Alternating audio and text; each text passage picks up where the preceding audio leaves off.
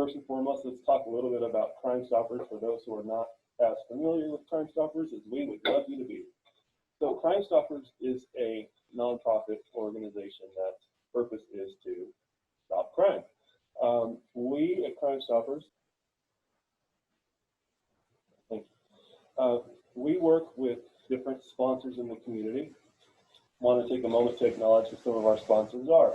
The Texas Office of the Governor is, in the Criminal Justice Division, is one of our sponsors, as well as the Harris County Commissioner's Court, the Handel Foundation, the Gilson Lawnbaugh Foundation, Linda and Lawrence Levy, and Houston Pet Sets. Those are some of our more notable sponsors, so we certainly want to thank them for their contributions to allow us to do what we do at Crime Stoppers on a regular basis.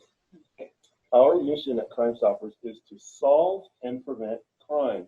So we're like a tree with two branches. On the one hand, if something happened in the past, we are looking to try and solve what that issue was. And plenty of you have seen milk cartons and, you know, kidnapped children situations and human trafficking and things of that nature. But we work very heavily with law enforcement, bringing our resources all together collectively to try and solve problems that have already occurred. But we also deal a lot with crime prevention.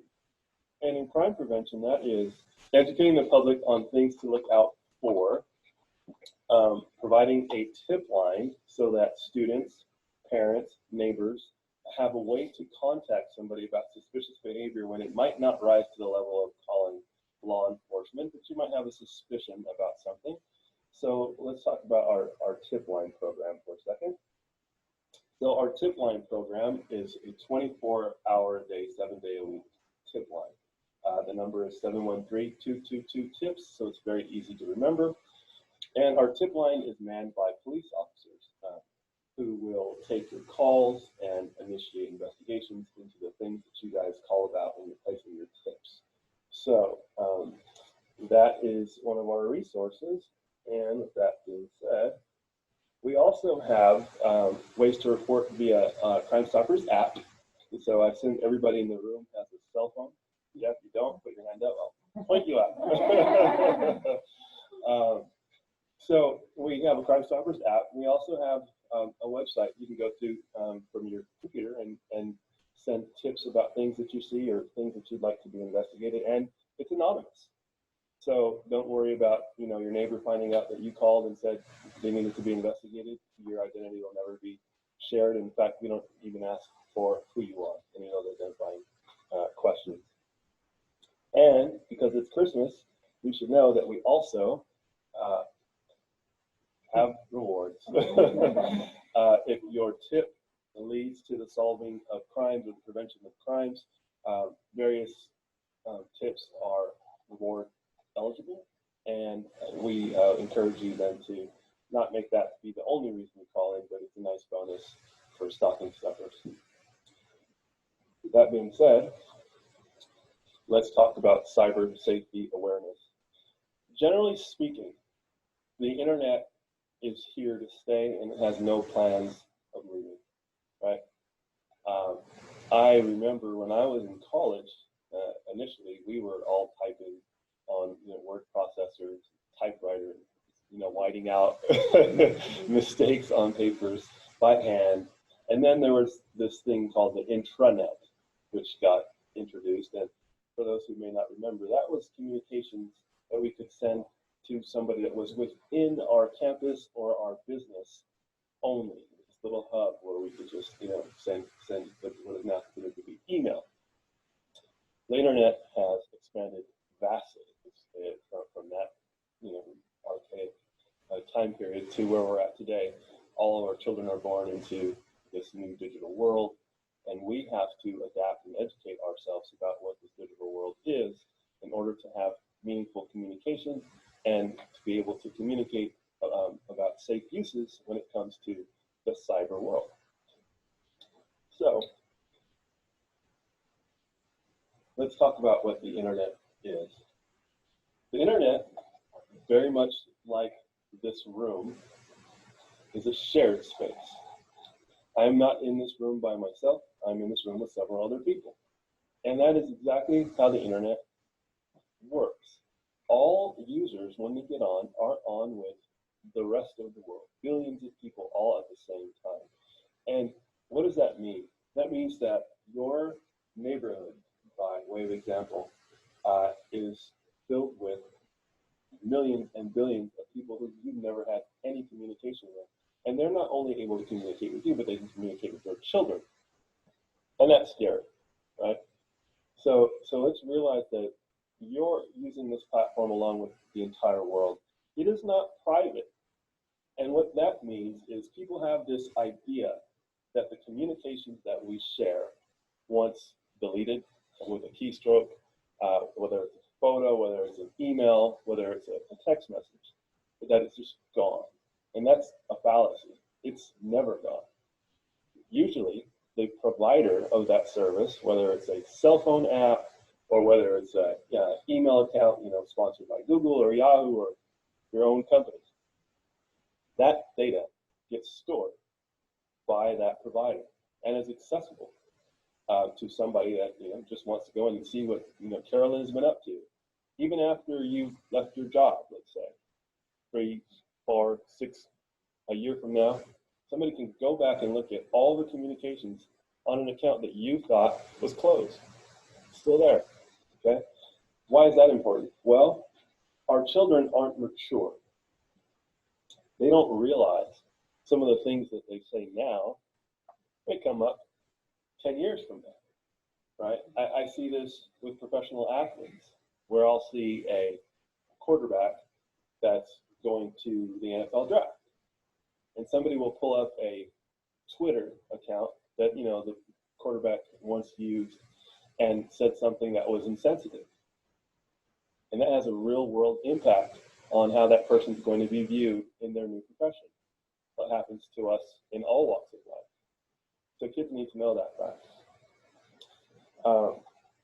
The exposure aspect we'll delve into as we get further into this conversation. But the thing about exposure is to say that users of the internet are going to see things that they may not be prepared for from a maturity standpoint. There's going to be sex, there's going to be violence, there's going to be language that you don't approve of. There may be, political messaging. There's so many different things that that user is going to be exposed to. And think about the ages that people are now exposed to the internet. Toddlers watching YouTube, right? Parents put an iPad or some other tablet device in front of them and say, we'll put on, Elmo. We'll put on some kind of, Disney cartoon. But embedded in that, there's going to be an ad. There's lots of different things that that child begins to be exposed to at a very, very young age. And so there's an impact that happens when that child is constantly getting this information from sources that aren't vetted by you as a parent. And so it's very difficult. Children of all ages. When I say children, I know you guys might have high school kids. Some of you may have middle school, elementary, combination of all three. But the overall effect and the ages when these things start is the same.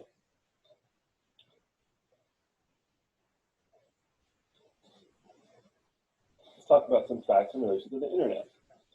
How many of you, when you go to an internet browser, do you know what a browser is, by the way? Everybody? Yeah? Okay. All right, good. So for those of you who don't know what a browser is, if you open up your computer and you look for a little Google indicator or a Internet Explorer indicator, and you click on it, it now brings you to the internet. And the internet is asking you, or the browser is asking you, what do you want to look for? How many of us go to Google to find items? That's my go-to. Some of you are Bing users, and et cetera, et cetera.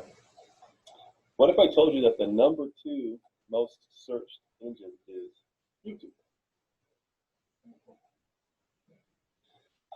So why is that significant? Well, there's over I believe the number is 500 hours of content per minute, I believe, of original content is uploaded to YouTube.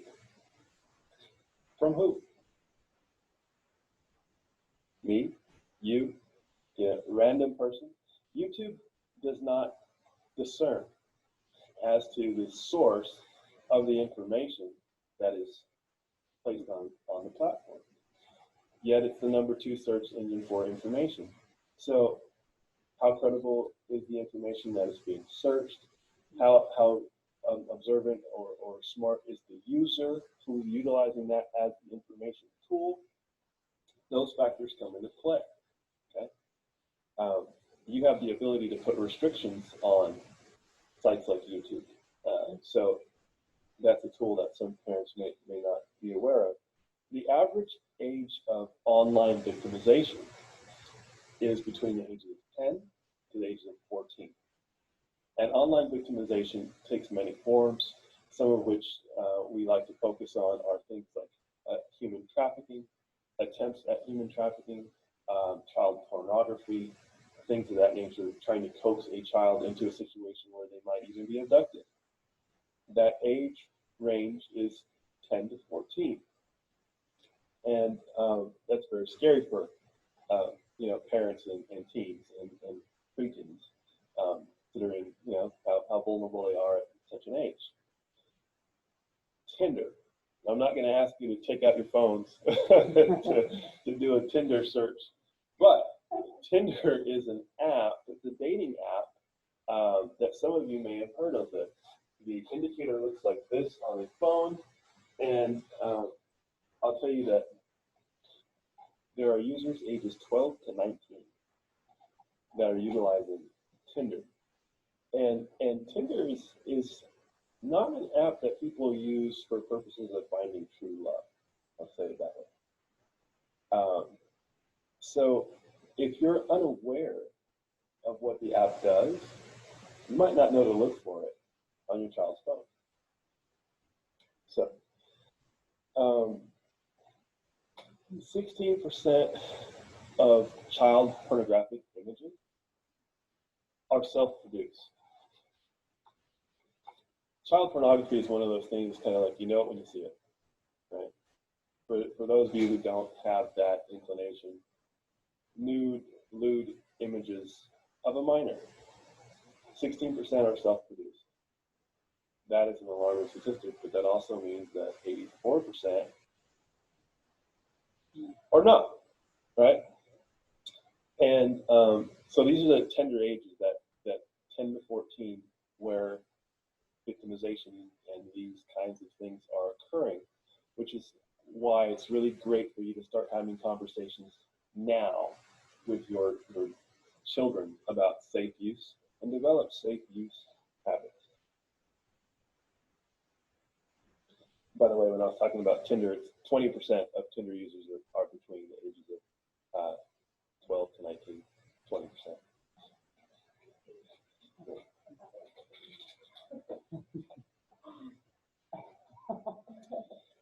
So we talked very little bit about abductions, and only 5% of abductions are carried out by strangers. Only 5. So the 95% is somebody that you have introduced your child to, or the child has been otherwise introduced to, either through direct contact or through the use of the internet or social media app. And so that is just we're always telling children stranger danger, right? Stranger danger, don't go over there so these guys don't have to do. 95% already know the person. Social media. Yay! Everybody have a social media account? Yeah. Anybody not have a social media account? Yeah. You're all guilty. Throw the book at you. It's okay, I have several. So, but let's just talk about how many people are actually utilizing social media. So the #1 social media app is Facebook. And these are average daily users. That is 2.4 billion users on Facebook. And we talked about the fact that the internet is a shared space. Facebook is, utilizes the internet as a platform.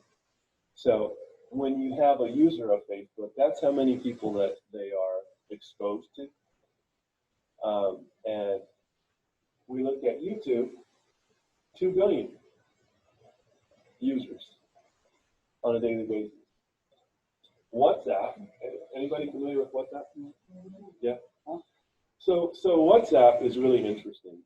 It is an application that allows you to place video calls, it allows you to place telephone calls, it allows you to send text messages. But internationally, you can do it local, you can do it international, there's no charge. And it's an app that was purchased, the company was purchased by Google, and my understanding is that they plan to shut it down. Although some people find it to be very beneficial, one of the problems with WhatsApp is the data that is shared on WhatsApp is almost untraceable. So on the one hand, you can call anybody you want around the world for free if you have relatives living abroad. On the other hand, you really don't know what anybody's doing. And that goes for tons of illegal activity, which is one reason why I think Google might not want to continue to support the app. Instagram, there's a billion users a day of Instagram.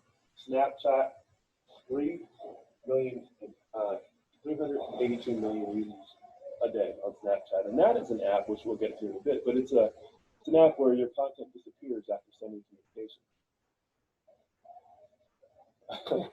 Yeah, that's got a lot of landmines to it, but that's what the app does. So these are some of the statistics. I don't know if you're all familiar with TikTok, but it's the newest popular craze that is being utilized. I'm going to tell you some interesting facts about TikTok on the next slide, if we can slide over. So there's a couple different things that you need to know about apps and how to make them safer. When you have an app, your phone is going to have something called a location service. Okay? You often see a prompt that says, this app wants permission to do, and it gives you any number of different things that the app wants permission to do. One of them is usually location services. But many apps don't even ask. Your location services automatically are on. And what does that mean? Well, that means that when I'm sending you communication, you can find out where I'm sending that communication from. If it's a picture, my picture may pop up and say, he's in Kentucky. If it's a text message, some things of that nature, if it's a video call, you can get information which indicates exactly where I'm at. Well, why is that important? Imagine you're a 14-year-old who is somehow in communication with a 35-plus-year-old adult who has ill intentions. And they want to know exactly where your child is, unbeknownst to your child, that this person is tracking their movement. Right? Location services can be very dangerous. So what we advise is for you to turn off the location services, either on your phone, because most apps don't need location services. Some may, like your MapQuest, right? But most apps don't need location services to actually function properly. Or to go into the actual app itself and shut that location service off. Okay.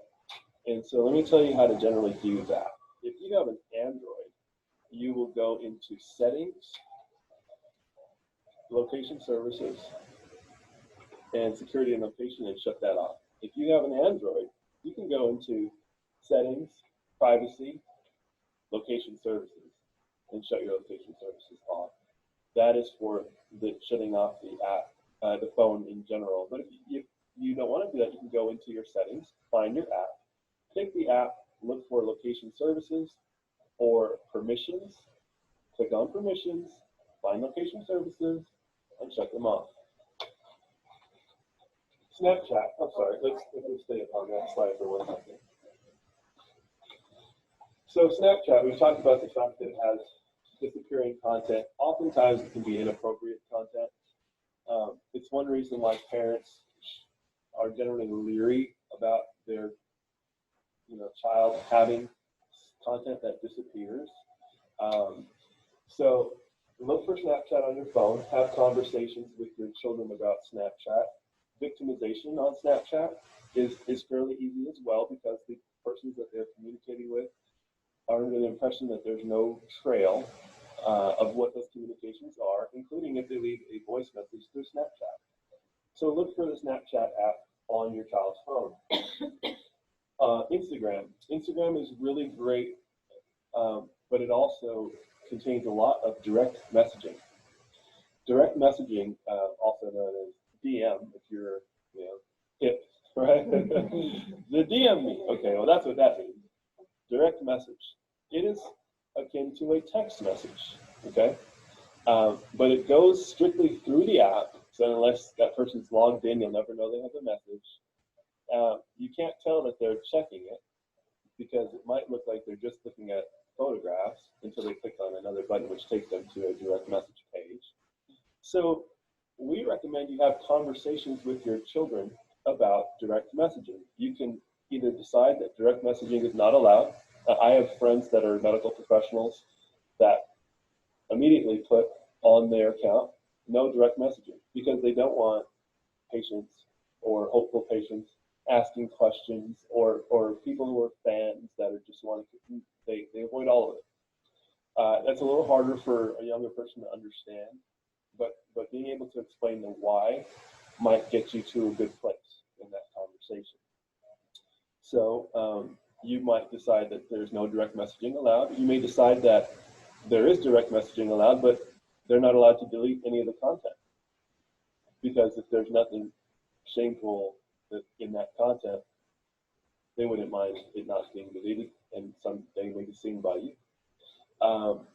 You may decide that they can only direct message with a certain group of people. If they're, on the basketball team or the cheerleading team, or, just have a group of friends or have a project, you may decide, okay, these are the groups that you can talk with safely. And these are just some kinds of boundaries that we talk about as options for parents. We know you have to have very fluid communication with your children. And if you're trying one option and it's not getting anywhere, switch hats and call an audible, and maybe you'll get where you need to go. Instagram also has disappearing content in the digital messenger, the inbox. You can have a picture that the viewer can see once and it's gone. It's very similar to Snapchat, but it is not designed solely for purposes of disappearing content, which Snapchat is. TikTok. So TikTok is wildly popular right now amongst the youth. TikTok allows kids and adults, any user, to essentially make a video, a music video, a movie. It is all designed in a very short time period to show you something wild and exciting. So I could take my camera right now, I could do a 360-degree pan of this room and make a really catchy TikTok video from that, and that's very attractive. So TikTok has been sued in class action because TikTok's parent company is actually owned by the government of China. It is a state-run app, according to the lawsuit. And what does that mean? Well, all of the data that is on your phone, and your data is literally everything that's on your phone. The TikTok app has access to, according to the lawsuit, and it data mines your phone and deposits it on a server in a foreign country for purposes of which nobody knows. That is one reason why there's been some pushback both on the civil side and on the federal side of TikTok's ability to operate in the United States. Because in the United States, we have rules and regulations as to what you can do with data, where that data must be stored in case the federal government comes to look at what you're doing with data. So that's scary for, multiple reasons. Your bank account information is on that phone. Social Security sometimes, date of birth, photos, arguments, all of that is sitting somewhere, and we don't really know what for.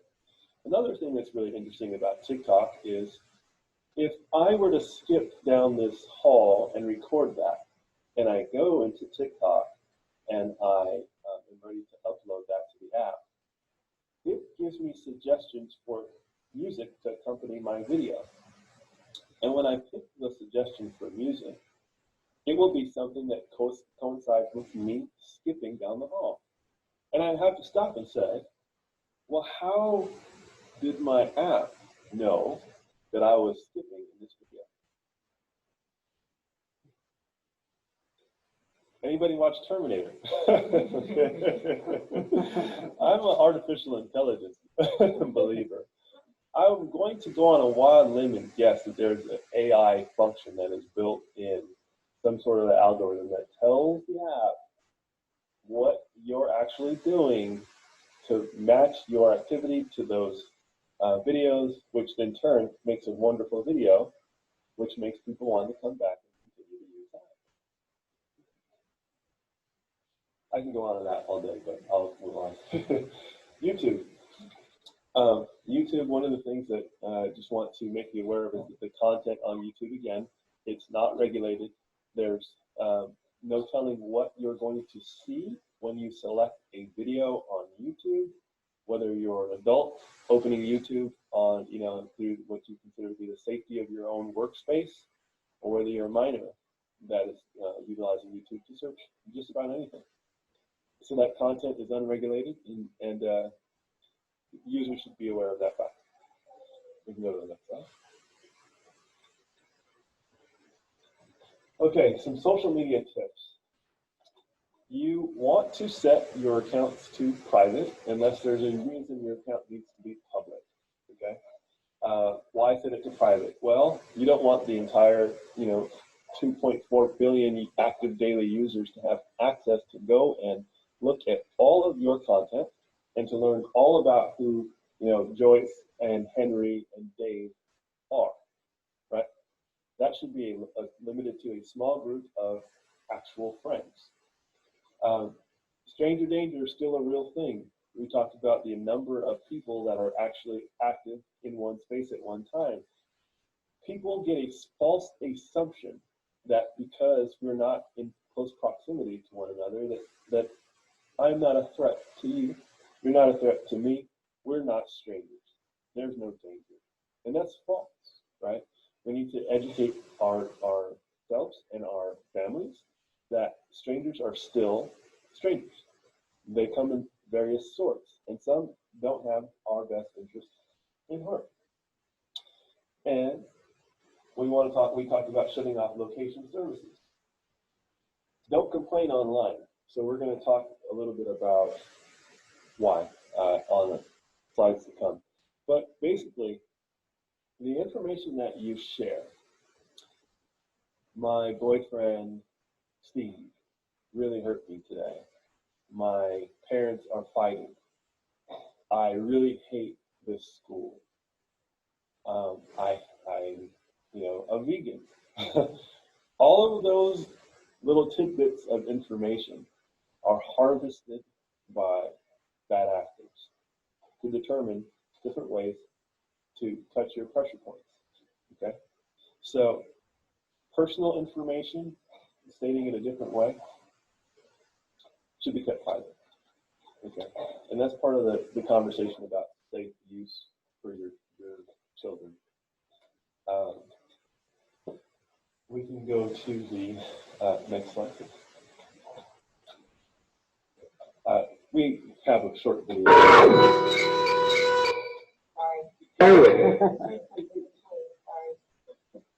Look for the S. Make sure the site says HTTPS. The S stands for secure. Number 2, power up passwords. Use unique and complex traces with numbers and symbols so that go private. Always use privacy settings and opt-out buttons to limit how much information is being shared. Number 4, limit location.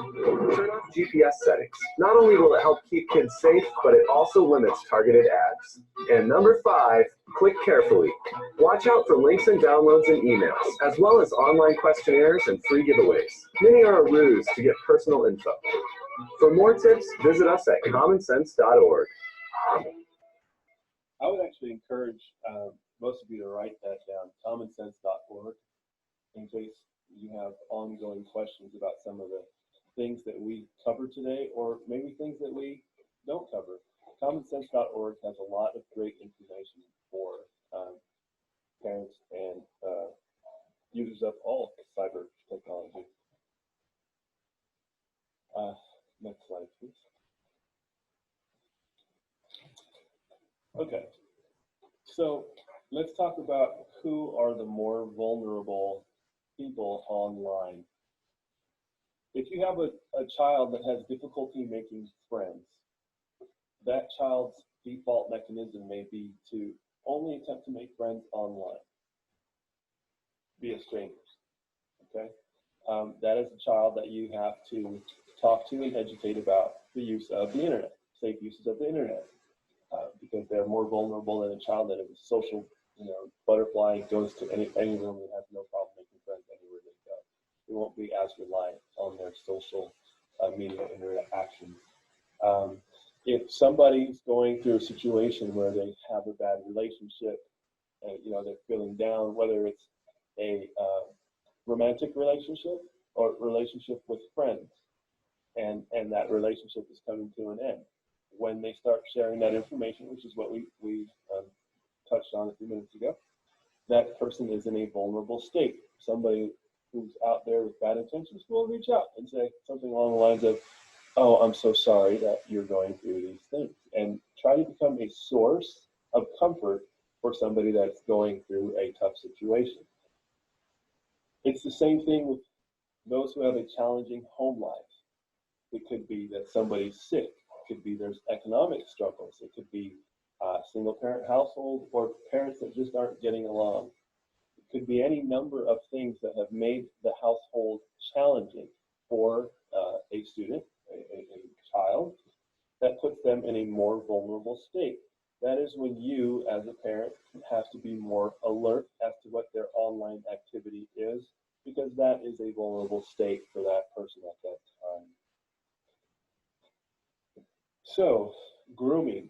Grooming happens, so 79% of people that are human trafficked start with an online interaction.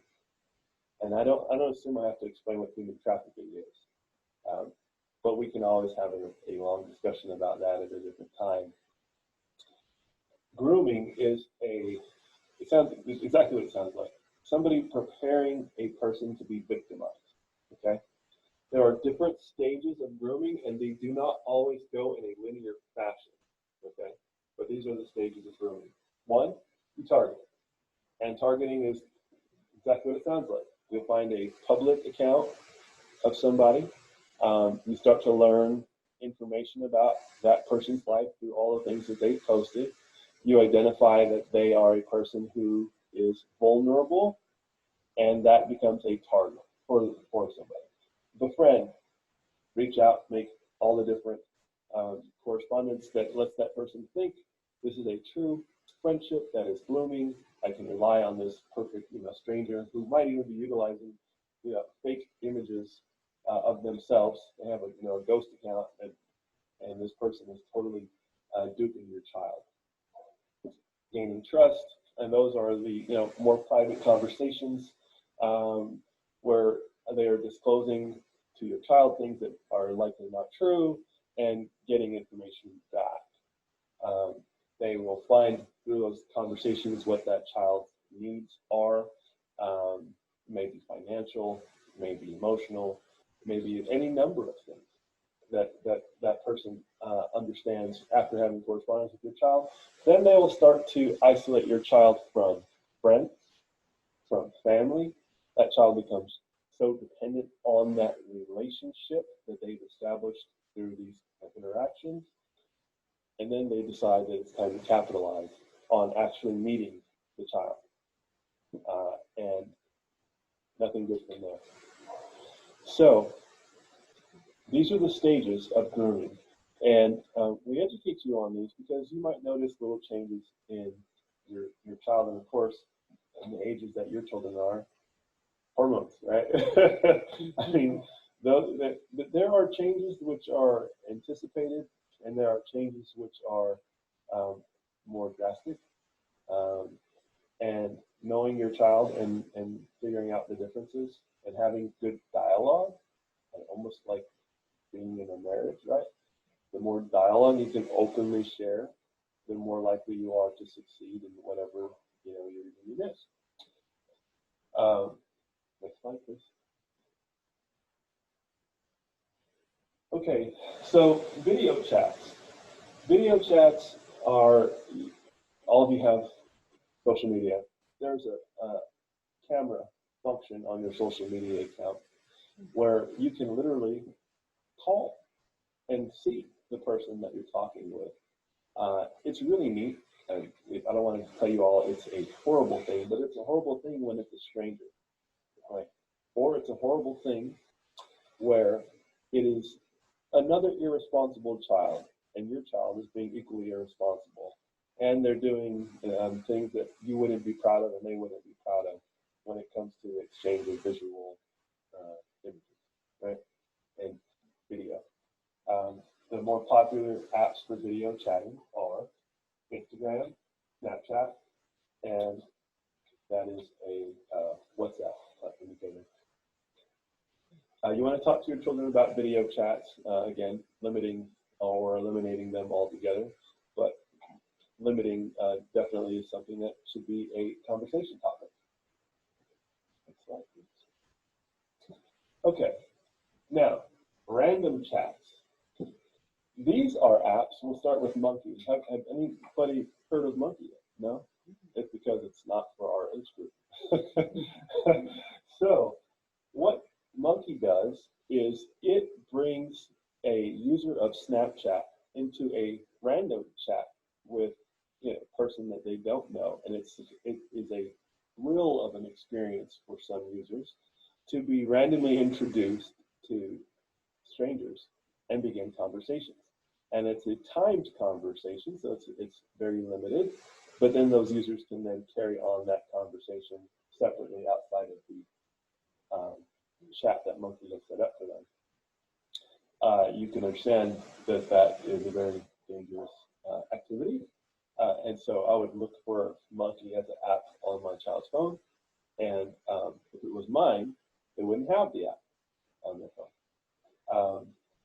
Paula works in a very similar fashion.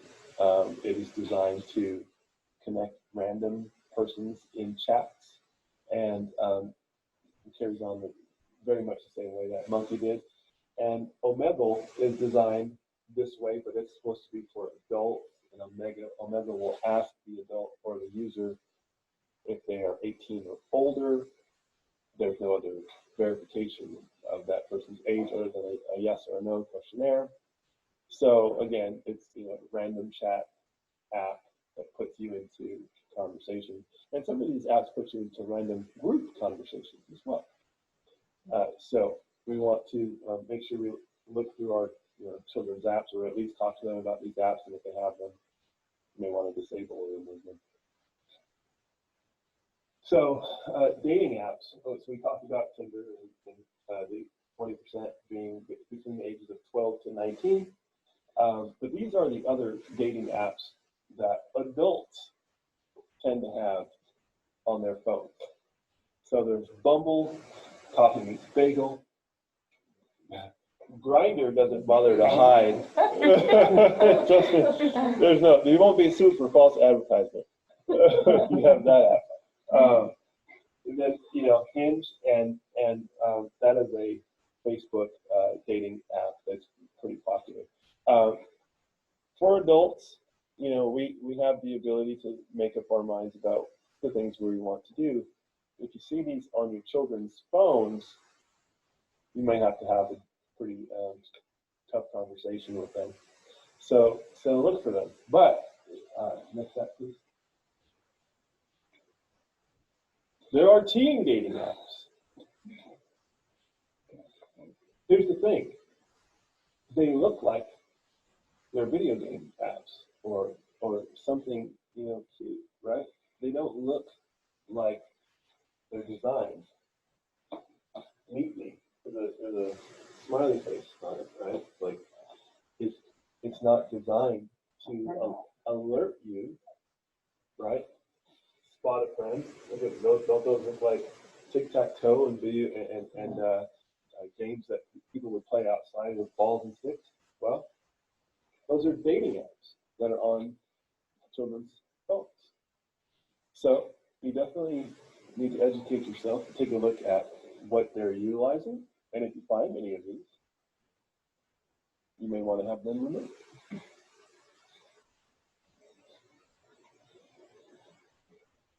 So let's talk a little bit about who this young man is and why dating apps on phones for minors can be a problem for both sides of the equation. Okay, I'll say it that way. This young man, through a dating app, met a girl on an app called Hot or Not. Now, Hot or Not is exactly what it sounds like. You would go into this app, you would find a person, and you would rate them as being hot or not. Very psychologically damaging, right? For those who get too many knots, and it creates a little bit of a, I guess you say, ego for those who tend to do better. Well, he met this girl on Hot or Not. She claimed that she was 17. He was 18. He was in high school, and she was in high school. Turns out she was 14. They had a sexual relationship which was discovered. And this young man is now considered a sex offender. He had to register a national registry as a sex offender, and now he's not nationally registered, but he's registered locally as a sex offender. And it's statutory rape in the state of Texas for a child under the age of 17 years old to engage in sexual activity with a person above a certain age. He was above that age. Did he know? No. Mentally, he was innocent of the crime. But there are some crimes which don't require what we call mens rea, mental state. You are culpable for the act, whether or not you knew it was a crime in some instances. And because children are in a protected class, statutory rape is one of those instances. Right? So here you have a situation where if he didn't have this dating app, one could argue that he never would have been in a situation where he met this young lady. The argument. Next one.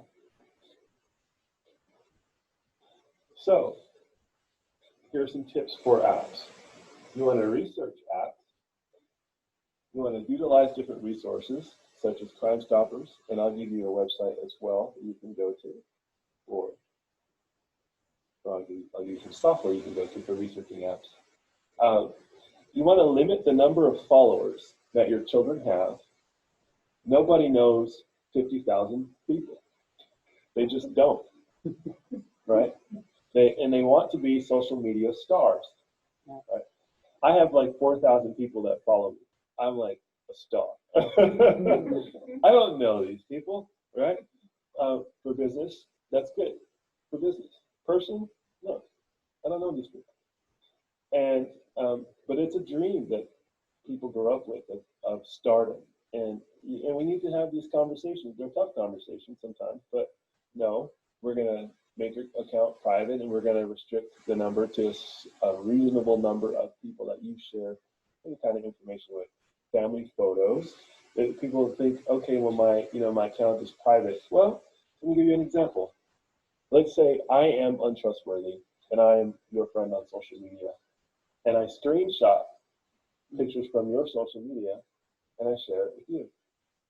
How private is your data now? It's not. So we want to talk about limiting followers. Download new apps yourself. The reason that we say to do that is because you're going to have educated conversations with your children about what an app does. And if you're not speaking the same language, you can't communicate clearly what your concerns are. So we recommend that you get some working knowledge. You don't have to create an account and now you're on Bumble, right? But that is not a Crime Stoppers recommendation. But we want you to be able to have working knowledge of what the apps are doing. Okay. Um, you want to provide private messaging guidelines, which we talked about, whether or not they're allowed to have private messages or whether they're allowed to delete messages. You want to have consequences for not following those private message guidelines as well. And you want to adhere to age restrictions. So if you see an app like Omegle that says, "Are you 18?" That child has to know that you have an agreement that they cannot use apps that have age restrictions beyond their age. Because it can really hurt them to delve into a world that they're not ready for.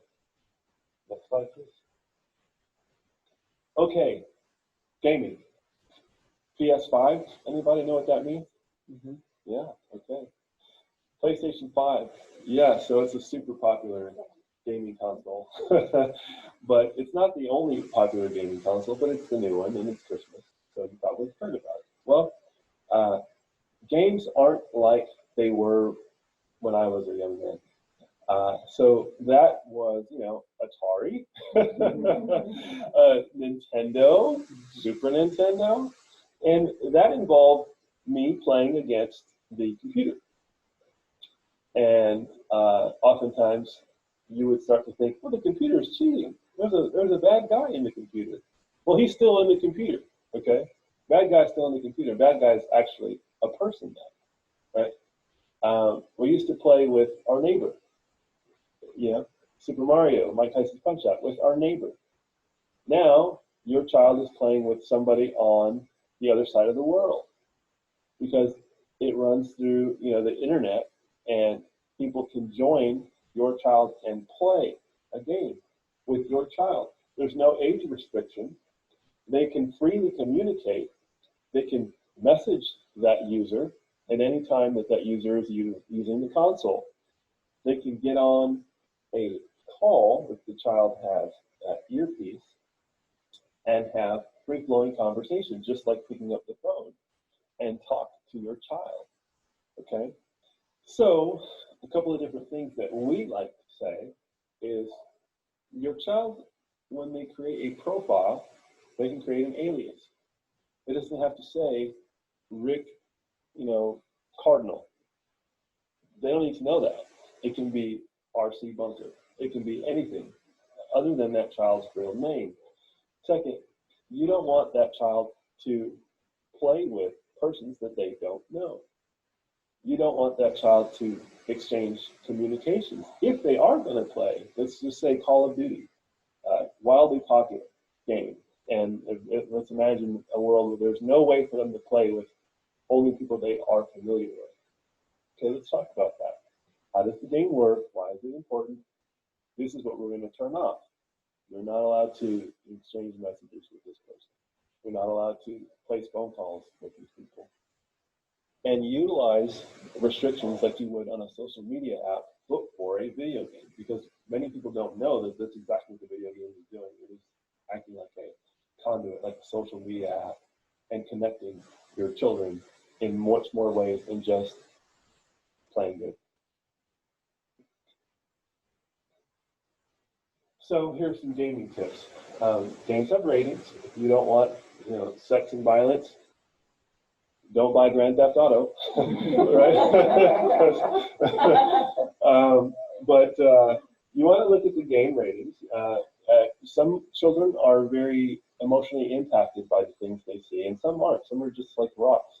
But if you have a child that is a little bit more on the emotional side, then let's talk about what they're feeling when they play a game. If it's nothing good, that might not be the game for them. Turn off location services. We just talked about playing abilities and message guidelines, and to keep personal information private, which are things like the alias name. Okay. Online challenges. All right. Anybody remember the ice bucket challenge? Yeah. So you would find somebody that would be willing to sit there and allow a bucket of ice and ice water to be poured on top of them. They'd scream. We would watch it and laugh, and then they would challenge somebody else to do the same thing, and it was all for fun. And in fact, I think there was charity attached to it. There are some fun challenges that are out there, and that's great. There are some not so fun challenges that are out there, and common sense is not common. Okay, I say that because we all know a kid that, if challenged to run and put their head into a locker, will do it and come home with stitches and say, I was challenged. Okay. Well, okay, let's talk about that kid. There's a Tide Pod challenge that was very popular for a while, and that was where kids were swallowing actual pods of Tide laundry detergent with fatal consequences for many. Okay, but they were doing it. It became a very popular thing. There are other challenges which are out there which will challenge the child to continue to do more and more dangerous activities. Okay, each dangerous activity that they complete is worth more points than the prior activity. And the ultimate activity is suicide. That's how you get the most points. That's how you win the game. And it happens. Okay. That scary face is scary for a reason. Okay. We want to talk to our children about challenges and boneheaded choices. And that's not a Crime Stopper term, that's my own. Okay. But bad choices. Okay. And steer them away from them.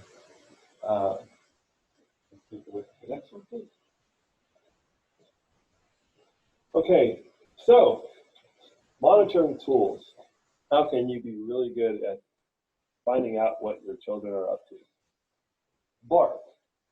Okay, take a look at Bark. It will monitor your children's social media use, which apps they are now using, and you'll know what to look for when you're trying to police their online activity. Q Studio, that's great for those of you with teenagers, because you can also restrict what they can look at via the internet, not just their apps, but Q Studio will allow you to block certain pages and monitor every page that user is going to. And NetNanny works the same as Q Studio, but usually it's utilized for a younger demographic who is more innocent in their search terms. So, talking a little bit about the laws here in Texas. The age of consent, and this goes back to these two collectively, go to statutory rape. Anybody under the age of 16 consenting to sexual contact with somebody who's 3 years older than them can be subjected to claims of sexual assault and or statutory rape. How many of you have boys in this room? Everybody. Okay, well, I'm a boy too, so I'm guilty.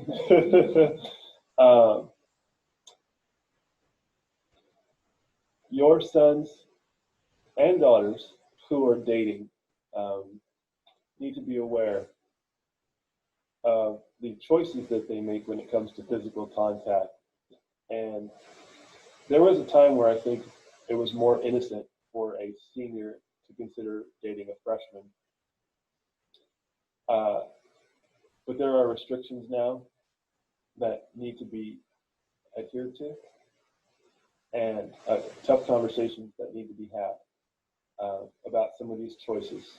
Okay, and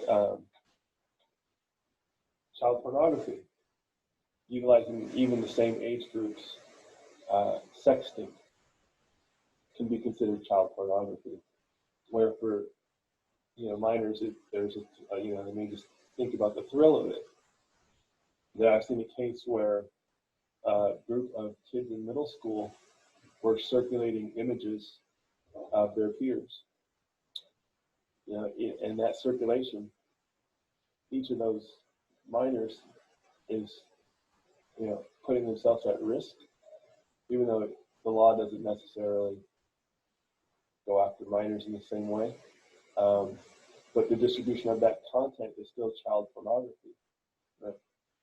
And those conversations need to be had. Privacy. Well, you're not allowed to film or record content in spaces that are supposed to be private. Okay. Sometimes somebody may think it's funny to go into the boys' locker room and take a picture of a kid that is an easy target to tease, and that kid may be changing, right? And now they have violated that child's rights to privacy, right? And it happens to adults, right? Cameras in hotel rooms, things of that nature. You're not allowed to take pictures in places or to have any content in places that are designed to be private. It's criminal, to be more specific. Threats, certain kinds of threats can be criminal as well. Threatening bodily harm, threatening.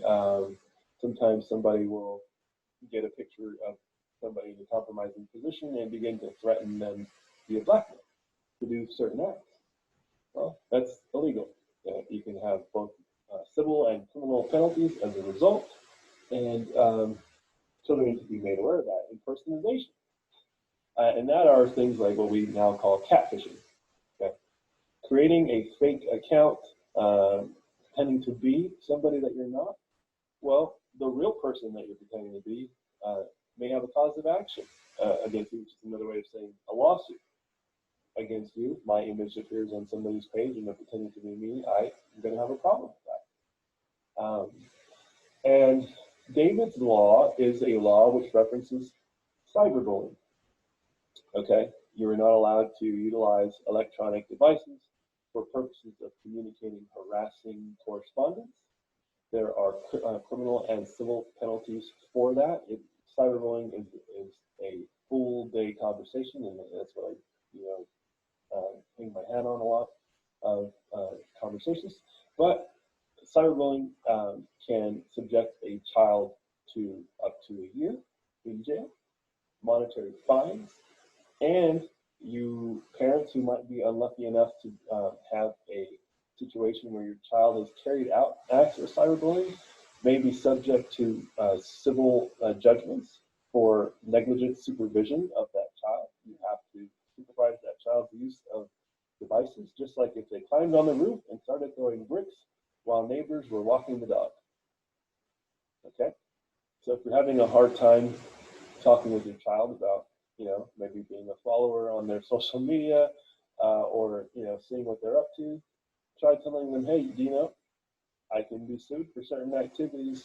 I have a legal obligation to monitor and supervise those in my charge, and that means you. And then call me. I'll come in and I'll do it.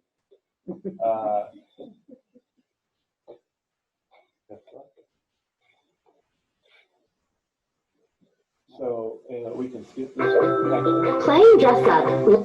We can skip this one. Go to the next one, please. And the next one. This is high school. Yes. The last one. The previous one.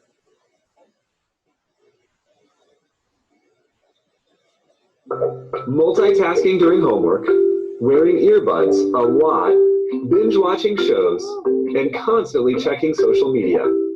Welcome to the teen years. Right now, keeping tabs on what your teen is up to online can be challenging. Now is the time to remind them to be thoughtful about what they post and to make sure they put away their phones before bed. Tell them to always use privacy settings with apps. As for what they read, watch, and play, steer them toward thought-provoking media that inspires conversations, encourages creativity, and promotes diverse perspectives. Ask them about their interests. Find ways to share media together. And if you can, friend them on social media. Some great conversations will likely emerge. For more tips and advice, visit us at commonsense.org. A couple of reminders. I was asked once, what do you say to a child that has, maybe exchanged some pictures they're not proud of, or is being bullied, harassed, and they're feeling a certain way, you want to let them know that victimization is not their fault. Okay, it's not their fault. There's oftentimes a guilty feeling that something has happened, that they've allowed something to happen. You want to start by diffusing that conversation and let them know it is not their fault what has happened. Okay. You want to take action, whether it arises to the level of involving law enforcement, that is a judgment call.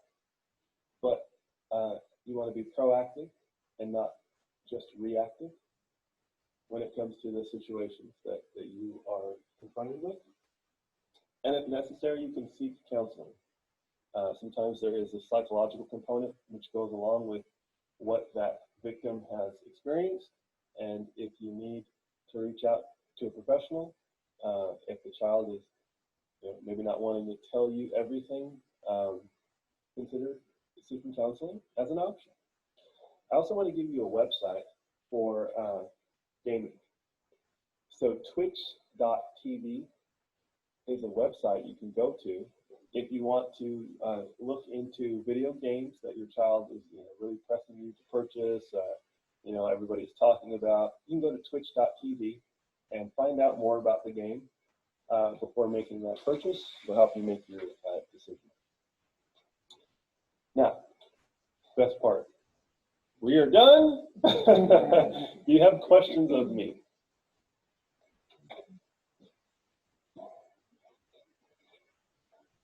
I'm still trying to take it all in. It's a lot. It is overwhelming. Is it? Yeah.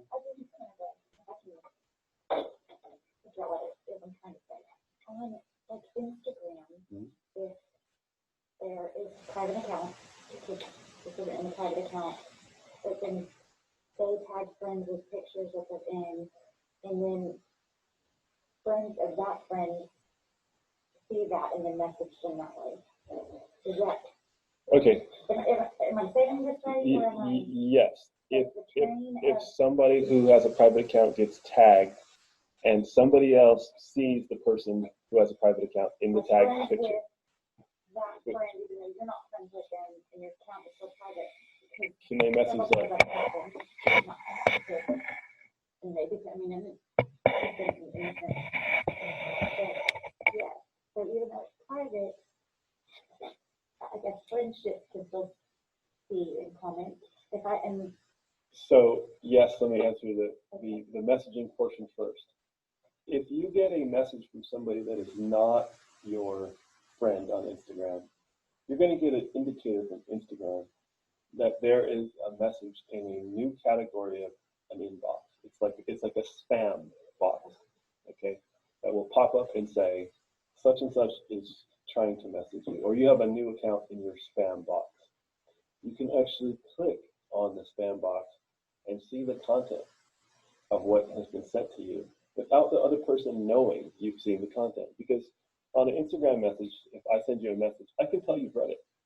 Once you've looked at it, I get a little indicator that says you've received it, okay? But if it's not from a follower, I can see what they sent me, and it gives me 3 different options: allow, delete, block. I can choose any of those, and they'll never know that I blocked it, deleted it. As far as they know, the message has just remained unread. Okay. So that's the form of protection to that unwanted communication. Nothing to be said about how to prevent it from being tagged, but at least all the different people that your friends, that your account follows, won't be accessible via the tag by itself. Okay. I hope I answered that. Yeah. Okay. Yeah. It's trying to think of kid conversations. So my own, and that's, yeah. That's a good question. It's so confusing. There's so much, and they're all not standard. And social media, for years. I think I probably got beat down on that. And so I'd rather just be honest and leave it on. I mean, am I the only person? And I'm sure. no, it's like. I don't know what to do. But then I think at 18, there's police. But it's just like the Snapchat is anything. It's just, I just keep thinking of like things in their day. light needs to be brought and things that like just keep coming to my head, and I'm thinking it's just absurd, and it's just terrible. So, I mean, it's the best just to do it. I mean, I don't know what to do. Watch social dilemma. I think I probably would not sleep again, so I know that. It's like, I don't want to be, I don't really care much to think about me. It's not like trying to be cool or anything. It's just, I feel like mine was like the last one, to be honest. And so I just thought, okay, I'm wait, I mean, you're 16, you drive a car, Sure. I might as well give you Snapchat. It's just so hard to know what to do, I can't monitor any of it. Right. So do you recommend just, I said, I'm going tonight, and I can't promise you're gonna have it when I get home. Enjoy what I said, so. He said he'd be the bad guy. Yeah. He'd be the villain. And what's your thought, and to be honest, I'd like to delete it all, put my head in the sand and say, here it is at 19, 18, whenever you leave, good luck. That's really what I want to do, but I'm not sure that's wise either. So the thing about it is, because technology is here, I know, just say. there's nothing that we can do to stop it, but we can delay their growth with technology, which it can itself be dangerous, because it's like if I gave you the keys to the car for the first time at 25 and you haven't had any course on how to drive. So I think the thing is that you start with safe uses. I'm going to tell you, these are all the bad things about sex and drugs. This is everything. Okay? Now you may do it, but the odds are going down as your education is going up, right? And I want to have a relationship where you can talk to me about what's going on with you, because once you go indoors with it, inside with it, once you no longer communicate with the free world about what's going on, you're more vulnerable for all these bad things. Okay, so maybe the idea is, let's limit the number of social media accounts that you have, or apps that you have. Do you want TikTok? Do you want Snapchat? Okay, well, we don't need 5. Yeah, it's Let's Snapchat pick- and Instagram right now. And I'd love to just take it all away. But you're winning, I think, because some people have 6 or 7 social media accounts. But if it was that much more, it would be even more hard. Yeah. It would be for you to, sleep well. And if I can interject, like I tell the students all the time, at the end of the day, y'all don't control them. I don't control them, those pieces. But I share with them what I worry about. Like, so I tell them I worry about with Instagram that, not that I don't trust them or if I check their phone or those pieces, is that its intent is it's there and it's gone. And you're telling me that you don't post stuff that you would want to disappear, that that's not who you are. But yet you're also telling me that rather than texting your friend, this is what you want to have. So at the end of the day, I've given you this piece of it, but you got to know that I'm worried about that you're telling me 2 conflicting pieces of information, and I'm trusting you. What I need you to know is that when you're gambling with that, to know ahead of time, when you text something, even though it goes away really quick, they can screenshot it, and then they can use it or turn it into something else. So if you engage in a conversation into a piece where it's starting to go ugly, chances are somebody's going to screenshot it and it'll end up somewhere that then it's going to be bigger consequences or what have you. So just know, you need to know when to back out of a conversation if you're in Instagram or what have you, or Snapchat or what have you, that you're telling me that you can't just text a friend and say what you need to do in a group, that you need to be a part of a social media that instantly deletes things. So just know that they can screenshot. So if you engage in those type of things that apparently you don't want to put in, then it still could come to light, and it could hurt you. It could hurt you both in school. It could hurt, especially with boys. I have boys too, and boys don't understand the sharing of pictures, and the same thing with girls, that all of those pieces, they're in love now, but next year they're not, or next month they're not, and the boys are, it's now somebody else is looking at it because they did screenshot it, because they also know that it's going to disappear. So just send it to me really quick. And I get notified too. I don't know if Snapchat. Yes, And it's Instagram. notified. If it's from that. And there's a I follow replay. all her stuff, and and then she'll, if she does, here's And that certain things story, is a replay on and she'll give me the Snapchat. picture, and I'll like it, I'll screenshot. What'd you know, how did you know I did that? So I'm learning just Well, with, even, there was maybe 6 years ago, there was a data breach of a cloud server. Cloud servers. Yeah.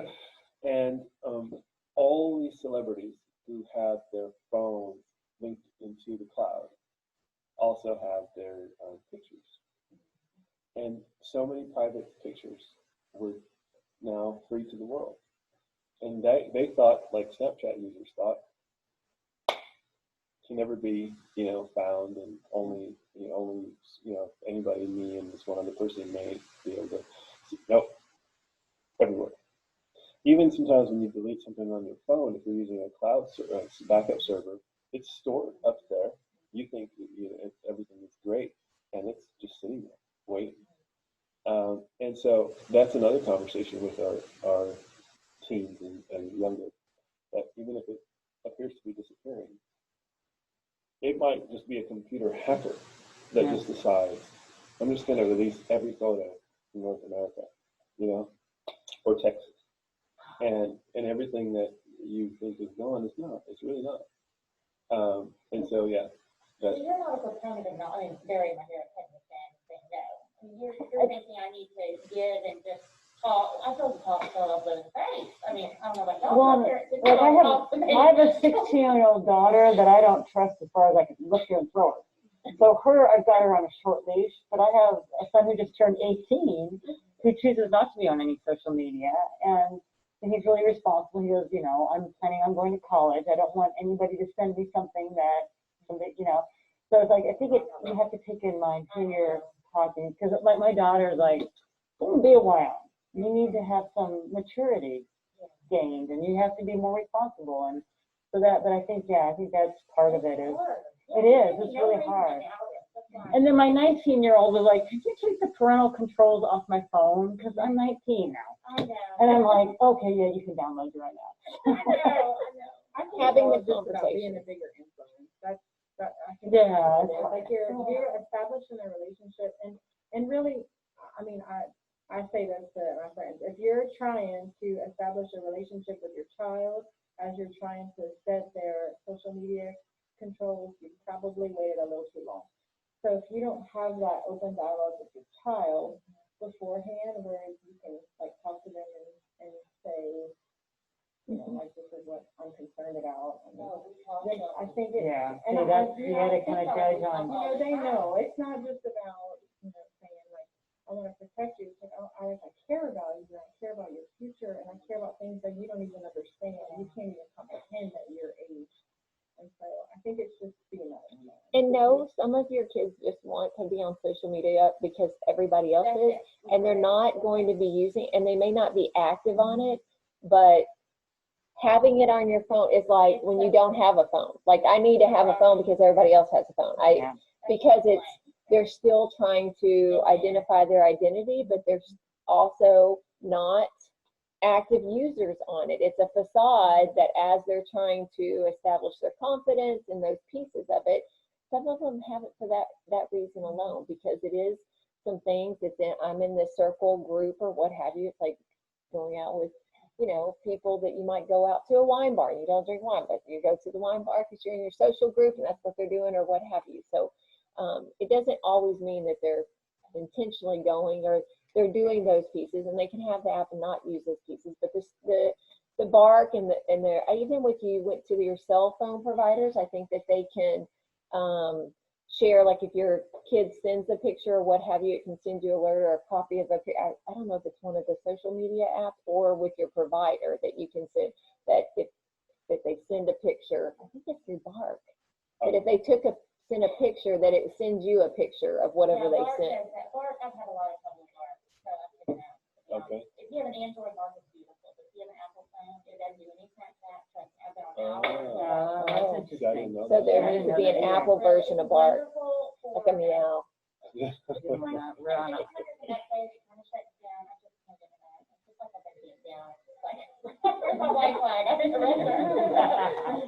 Yeah, maybe create a series of consequences for breaches of the rules that you set down when it comes to the use of that app?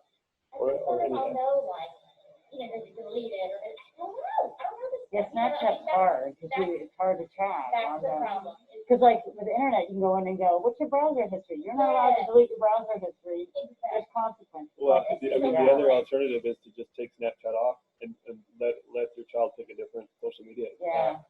Oh, I picked it up, I don't know what you're supposed to do with it, but I messed it up.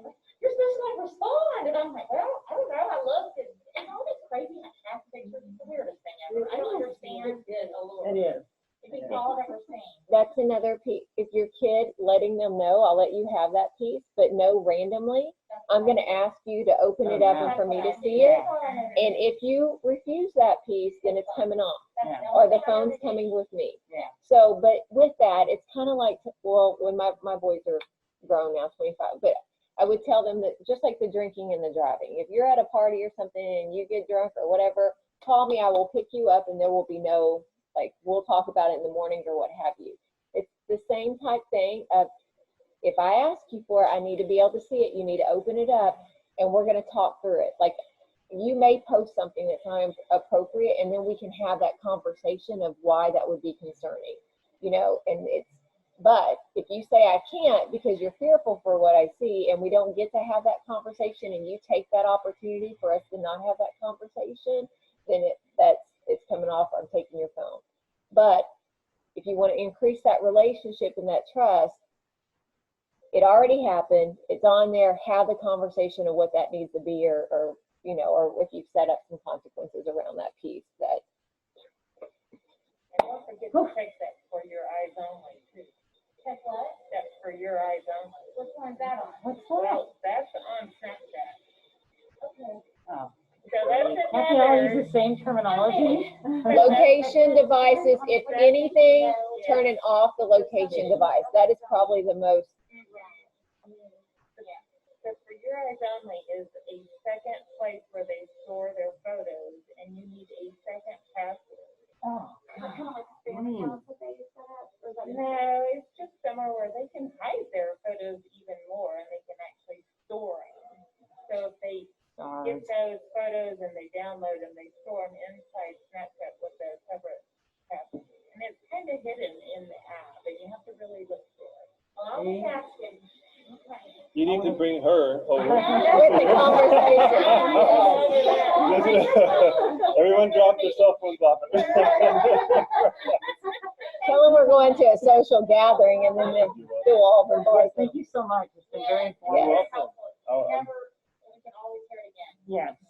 I'm happy to be here. We Thank appreciate you your guys time. for your time. Yes, and you got a long drive. Thank you, Yes, sir, we for have a long driving. way. Thank you. Lots of I good didn't have information. my thumb drive.